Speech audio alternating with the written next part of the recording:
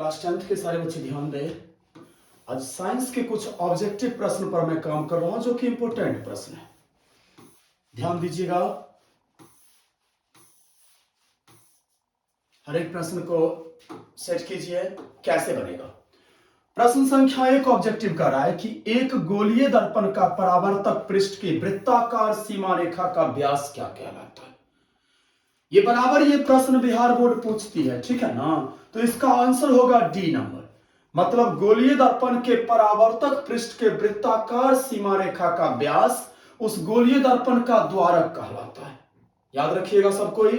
अब चलिए दूसरा प्रश्न, प्रश्न 2 कह रहा है कि इनमें से, मेरे पास प्रश्न है बाबू, प्रश्न नंबर 2 कह रहा है इनमें से किस दर्पण की फोकस दूरी धनात्मक होती है।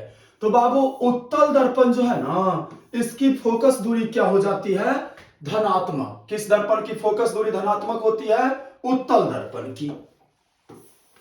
अगला प्रश्न ध्यान दीजिएगा, अगला प्रश्न कह रहा है 3 नंबर कि किस वर्ण का तरंग दैर्ध्य सबसे बड़ा होता है।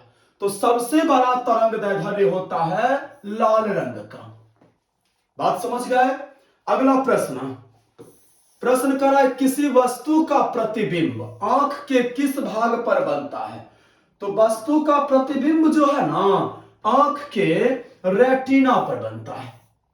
कोई वस्तु का जो प्रतिबिंब हमारे आंख पर बनेगा, वो मान लीजिए अगर ये आंख है, ठीक है ना, ये इसका कॉर्निया हो गया, यहां लेंस लगा रहता है, और ये पीछे का जो हिस्सा है, ये पीछे का हिस्सा, इसे रेटिना कहा जाता है। जब वस्तु से प्रकाश टकरा करके रेटिना पर आती है तब वहां उसका प्रतिबिंब बनता है, रेटिना पर इमेज बनता है वस्तु का। बस समझ गए। तो इसका करेक्ट आंसर रेटिना। 5 नंबर प्रश्न, प्रश्न कह रहा है 5 नंबर कि निम्न में किस माध्यम में प्रकाश की चाल सबसे अधिक होती है।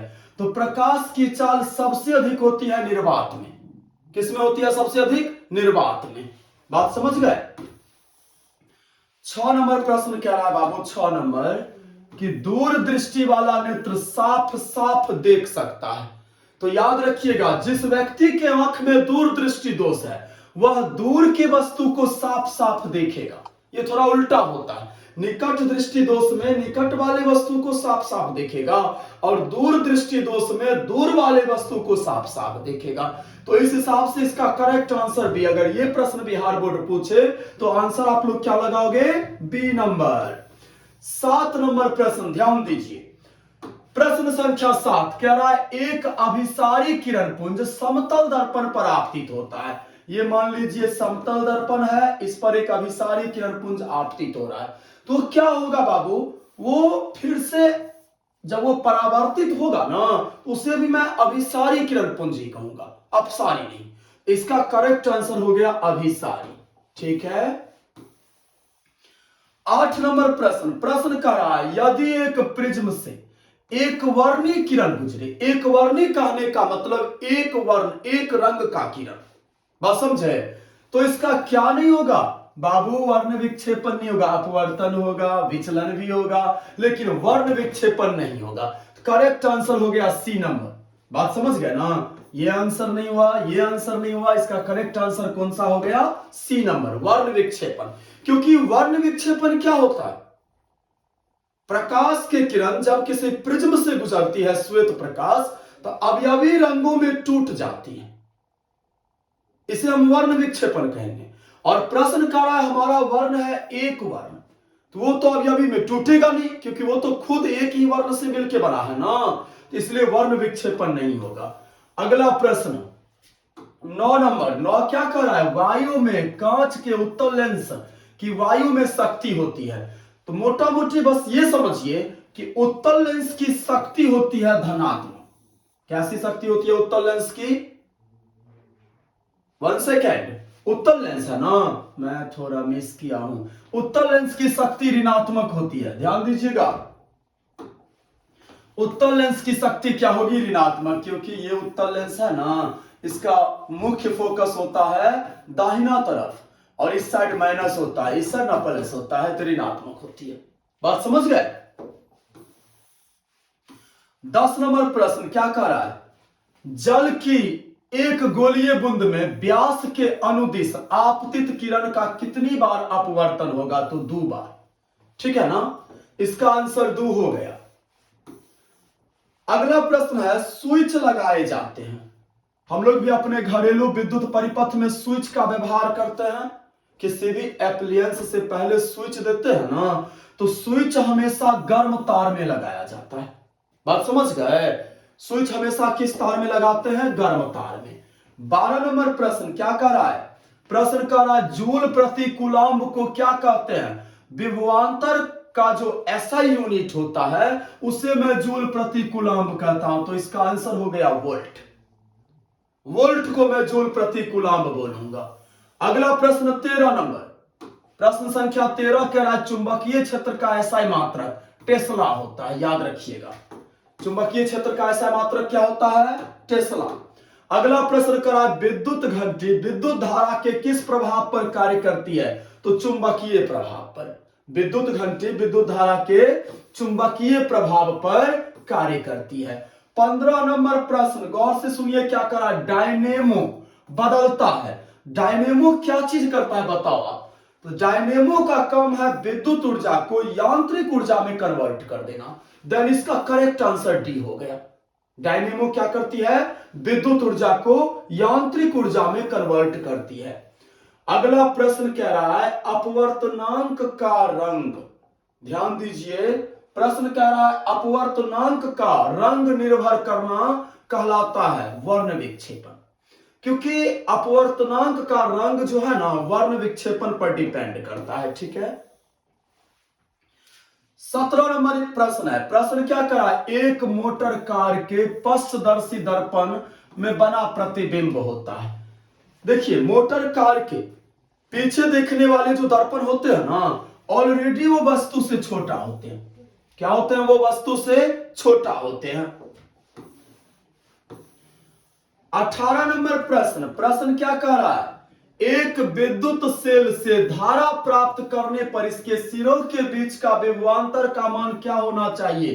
तो ईएमएफ से कम होना चाहिए। विद्युत वाहक बल से जब कम होगा तब वह सेल करंट को इंस्यूट करेगी।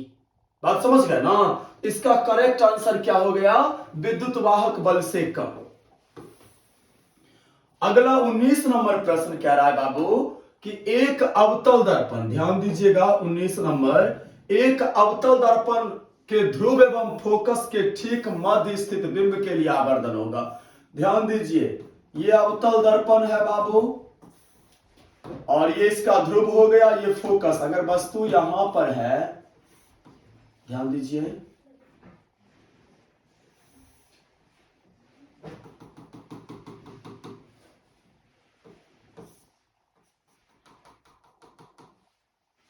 One second.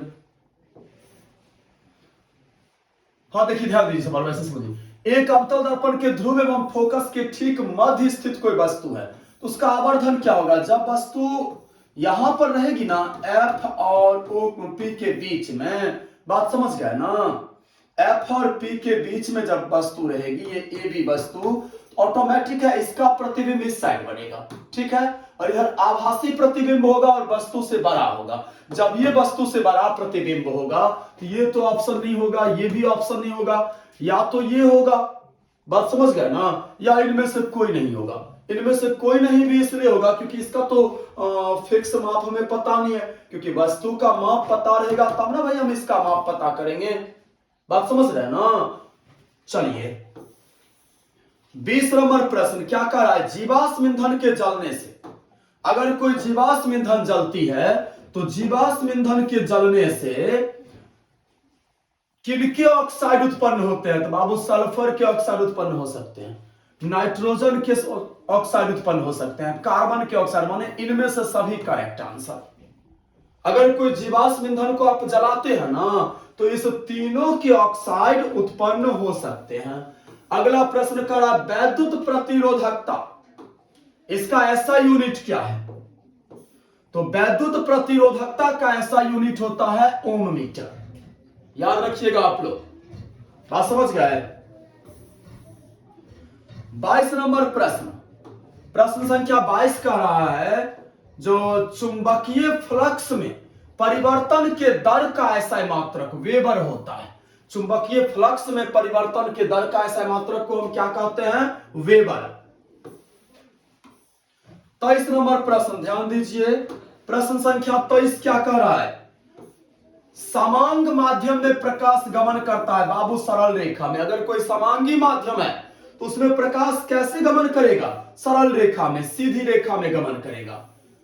ये 24 प्रश्न दोबारा फिर से आ गया है। यदि एक प्रिज्म में एक वर्णीय किरण गुजरे तो इसमें क्या नहीं होगा? प्रकाश का वर्ण विक्षेपण नहीं होगा। एक और सवाल ऐसा था। 25 नंबर प्रश्न क्या कर रहा है? प्रश्न संख्या 25 ध्यान दीजिए। कह रहा है प्रत्येक इलेक्ट्रॉन पर ऋणात्मक आवेश कितना होता है? ये तो सब कोई जानते हैं कि इलेक्ट्रॉन पर ऋणात्मक आवेश, प्रोटॉन पर धनात्मक और न्यूट्रॉन पर नो चार्ज।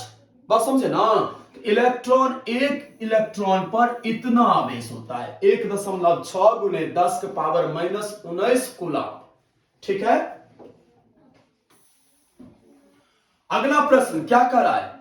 एक घोल नीले लिटमस पत्र को लाल कर देता है, उसका पीएच मान क्या होगा? ध्यान दीजिए। अगर नीले लिटमस पत्र को लाल करता है ना तो पीएच मान 7 से कम होगा। वहीं अगर लाल लिटमस पत्र को नीला कर देता तब 7 से अधिक होता। ठीक है ना बाबू? तो यहां चूंकि क्या करता है? पहला कंडीशन, नीला लिटमस पत्र को लाल करता है तो 7 से कम पीएच मान होगा। अब आप देखो इस चारों ऑप्शन में 7 से कम वैल्यू कितना है? 2। ये हो गया आंसर। 27 नंबर प्रश्न क्या कर रहा है? लोहा की परमाणु संख्या। तो लोहा की परमाणु संख्या होती है बाबू 26। लोहा की परमाणु संख्या कितनी होती है? 26। ठीक है।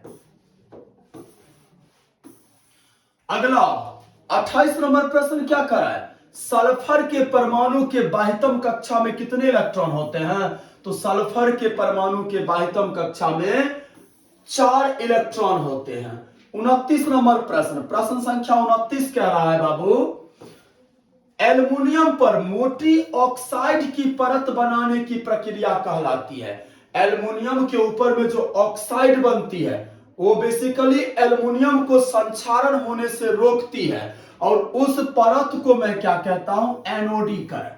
इसका करेक्ट आंसर हो गया बाबू एनोडीकरण। अगला प्रश्न 30 नंबर। 30 नंबर प्रश्न कह रहा है कौन सा कार्बन यौगिक सबसे अधिक अभिक्रियाशील है? तो इन चारों में C2H4 जो है ना ये सबसे अधिक अभिक्रियाशील है। कौन सा? C2H4। अगला प्रश्न ध्यान दीजिए।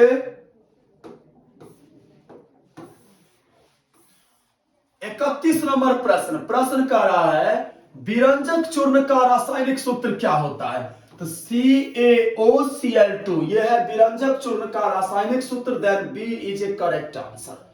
अगला प्रश्न आप ध्यान दीजिए। नेक्स्ट क्वेश्चन कर रहा है 32 नंबर।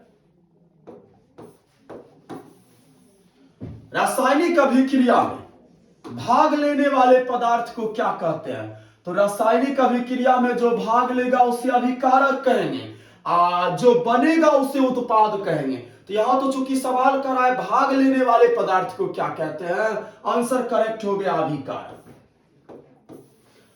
33 नंबर प्रश्न क्या कर रहा है? टूथपेस्ट होता है, टूथपेस्ट कैसा होता है? क्षारीय। टूथपेस्ट कैसा होता है? क्षारीय।